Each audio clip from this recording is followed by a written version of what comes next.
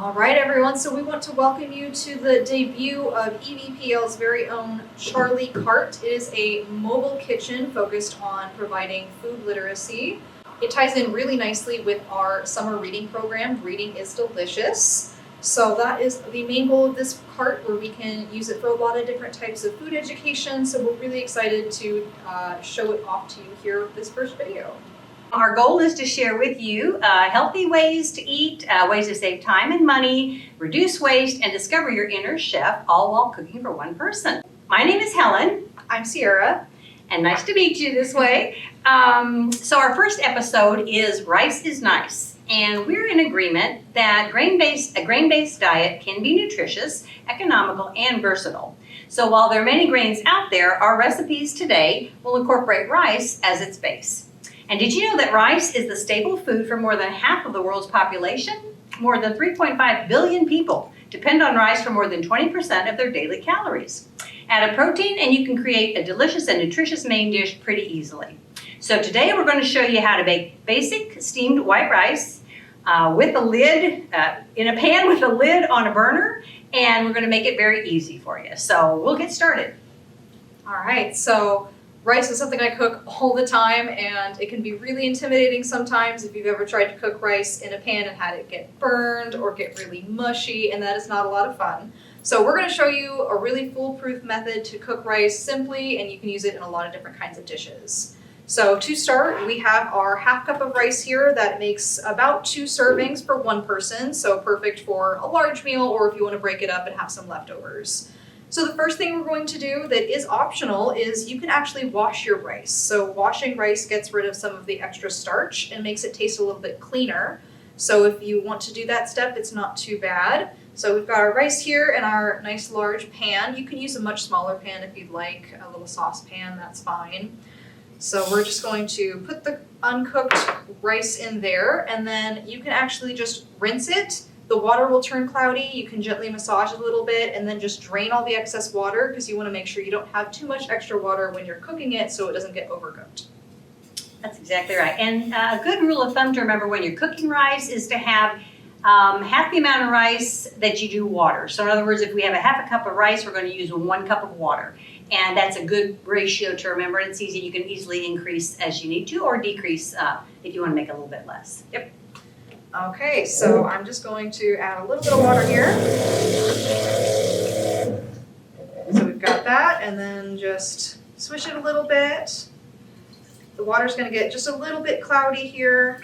It's pretty clean already. Different kinds of rice have different kind of starch contents, so just depends on your personal preference. So, and I like to use a long grain rice, and Sierra likes to use a short grain. So today we're using the long grain, but it's really your personal preference. They have a little longer, or different, I should say, cooking times, but essentially it's the same thing. So, and you do want to rinse out, or rather drain out as much rice as you can, as Sierra mentioned, so you don't have a lot of extra water to evaporate and worry with.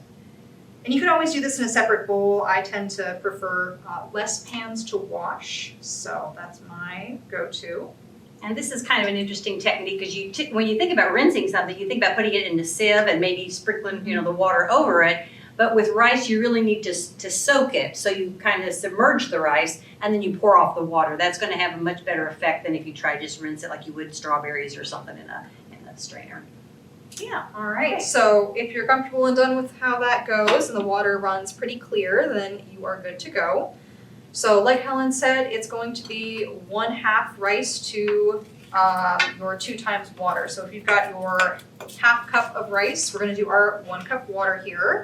So I'm going to get some water.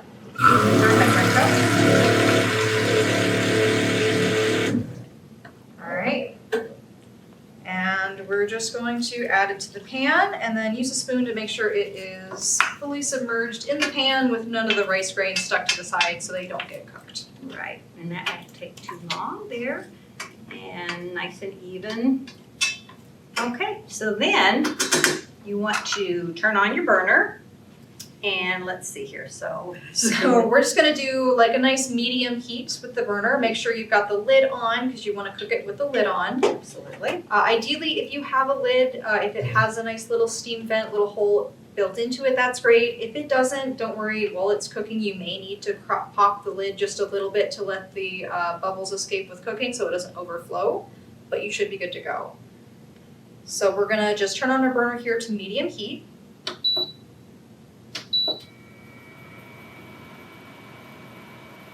All right, and then you can. And we're going to time it.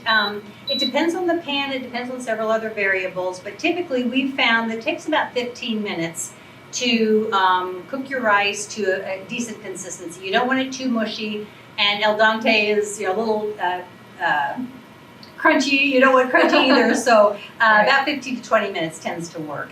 And another touch, if you'd like, that you can, it's totally optional. You can add a little bit of salt in that if you prefer. To season it a little bit as you start cooking it, and you can also put in like a splash of oil, like olive oil or whatever you might have on hand, or you can put just a little smidgen of butter, and that'll kind of add to the taste of your rice, but you don't have to be totally just the water in the rice. That's perfectly fine. So we're going to let this cook for 15 minutes.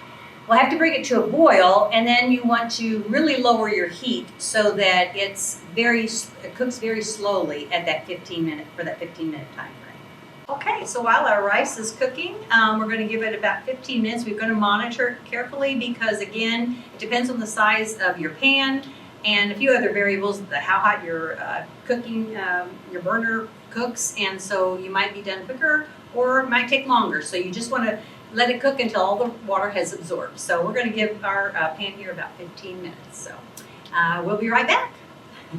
So starting up soon, stay tuned for Food Friday, where we will be featuring recipes using food from local farmers markets and people in our community. Okay, so we cooked the rice for 15 minutes and we noticed that most of the water has evaporated. And so just to complete the cooking process, we're going to take the rice off the heat for about 5 minutes and let it continue cooking off the heat so it doesn't possibly burn. So we'll just let it sit now. So we've had the rice resting off the heat for about 5 minutes, and we're going to take off the lid now and see what we've got. Wow, looks pretty cool. All right. And if you can see, the rice is, the water has pretty much totally absorbed, and the rice is kind of perfectly white. So that's how you know when it's cooked. If it's undercooked, it's going to still be a little gray, and it might even have some little sections to it, so to speak. It's not like a perfectly white piece of rice. So we're going to take and we're going to plate it up now. All right. Okay, here, let me see. I'm going to take this and put it down here.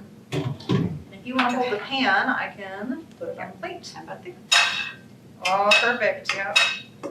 Oh, I think that worked. And look how much it is. Yeah. So that's the key. You use twice as much water, as you do the rice, and you're going to end up with, is it double the amount? Should be. Mm-hmm. So if you maybe even more, I Yeah. think. It looks like it's more. Typically, if you have about 1 cup of rice, it's going to be about 2 or more cups of cooked rice. So you can see our little half cup of rice is an entire plateful. It's an entire plateful. Cooked.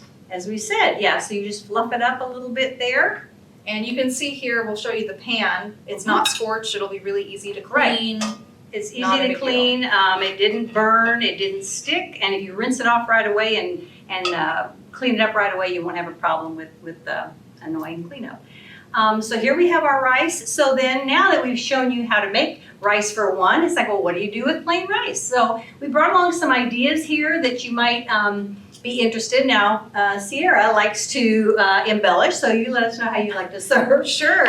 So I've got a couple of different recipes I like to use with rice. So the first is extremely simple here. I just brought a can of general pink salmon. You can also use tuna. That's really great. So if you just drain your can of salmon and you just put it on top of the rice, if you've got soy sauce, black pepper, ginger, just a little bit of salt, whatever you like with your tuna fish, if that's something you enjoy, it works really well with rice and is a nice filling meal, especially if you pair it with a vegetable.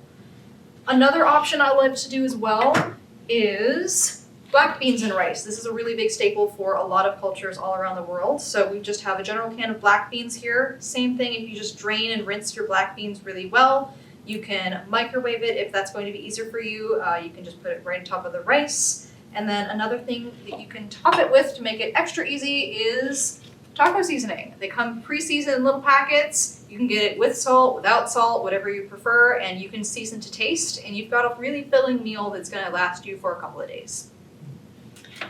And right, so that you can take, that's the full amount that we've cooked. You're welcome to eat it all in one sitting if that floats your boat. If you'd like to save some for the next day, that's certainly an option, and have another meal the next day. We brought along some salsa that you can season your black beans with, and mix the salsa with the black beans, and you can kind of make it more saucier, so to speak, and you can serve that on top. Likewise, you can just get a can of, this is a can of chili. You can get a can of soup if you have a favorite type of soup, like a creamy soup. Just kind of reconstitute with water or milk or whatever you need to, or maybe you don't even have to do that. And you can serve that as a sauce on top of your rice. So that can make another filling meal as well. So so these are options for having a meal or two out of one cook time of the rice. If you want to cook bigger batches, Sierra likes to do that. We will show you next time how to preserve your rice, and if you make ahead of time, you can cook now and preserve it for the future by using your freezer. So that's going to be our next episode. So have to stay tuned for that. So until then, don't forget to experiment, explore, and enjoy cooking for one. So if you're hungry for more videos, feel free to check out our other offerings on Facebook, YouTube, and our website, EVPL.org.